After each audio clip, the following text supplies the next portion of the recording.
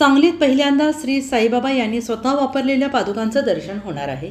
दिनांक 10/4/2025 आणि 11/4/2025 रोजी विश्रामबाग सांगली येथील श्री साई शिखर मंदिर चाणक्यपुरी एसटी कॉलनी येथे पादुकांचं आगमन होणार आहे। अशी 2 दिवस विविध कार्यक्रमांचे आयोजन करण्यात आलेलं आहे। तसेच आपण सर्व पंचक्रोशीतील भक्तांनी उत्साहात आनंदात श्री साईबाबांचे स्वागत करूया आणि दर्शनाचा तसेच महाप्रसादाचा लाभ घेऊया असं आवाहन श्री साईबाबा शिखर मंदिर चाणक्यपुरी राजेंद्र पाटील यांनी केलं आहे। यावेळी गौरी आपटे, राजेंद्र पाटील, राहुल ढोपे पाटील, RS भोसले, रवींद्र भोसले, रमेश भोसले इत्यादी उपस्थित होते। ओम साईराम। सांगलीमध्ये आराध्य दैवत गजानन महाराज, माता कल्लेश्वरी यांच्या कृपाशीर्वादानं दुर्मिळ असा योग आपल्यामध्ये उपलब्ध होत आहे। शिर्डी संस्थान येथील बाबांच्या मूळ पादुका आपल्याला सांगलीमध्ये दर्शनासाठी उपलब्ध होत आहे।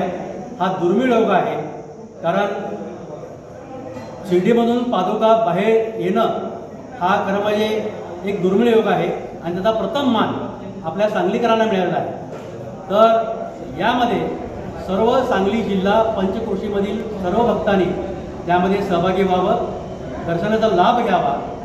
त्या दिवशी दिनांक 10 एप्रिल 2025 आणि 11 एप्रिल 2025 असे 2 दिवस हे कार्यक्रम चालणार आहेत। दिनांक 10 एप्रिल 2025 दिवशी राम मंदिर चौक ते साई शिखर मंदिर विश्रामबाग सांगली इथंपर्यंत भव्य आणि दिव्य अशी बाबांच्या पादुकांची मिरवणूक आपण काढणार आहोत। दुसऱ्या दिवशी सकाळी दिनांक 11 एप्रिल 2025 पासून सकाळी 6 नंतर दर्शनाला सुरुवात होईल। दुपारी महाप्रसादाचं आयोजन आपण केलेलं आहे आणि दिवसभर भजन संध्या हा कार्यक्रम आपण केलेला आहे। श्री साई शिखर मंदिर, साईबाबा सेवा ट्रस्ट व साईबाबा पादुका दर्शन सोहळा समिती सांगली यांच्या वतीनं आपणा सर्वांना नम्र आवाहन करण्यात येत आहे की सांगली जिल्ह्यातील व पंचक्रोशीतील सर्व भक्तांनी यामध्ये सहभागी घ्यावा। सांगली जिल्ह्यामध्ये जितकीही काही मंदिरे आहेत त्या मंदिरातील प्रमुखांनी, ट्रस्टीनी, तेथील भक्तांनी, सेवेकरांनी सुद्धा ह्या सोहळ्यामध्ये सहभागी व्हावं, कारण हा सोहळा अनुपम सोहळा आहे।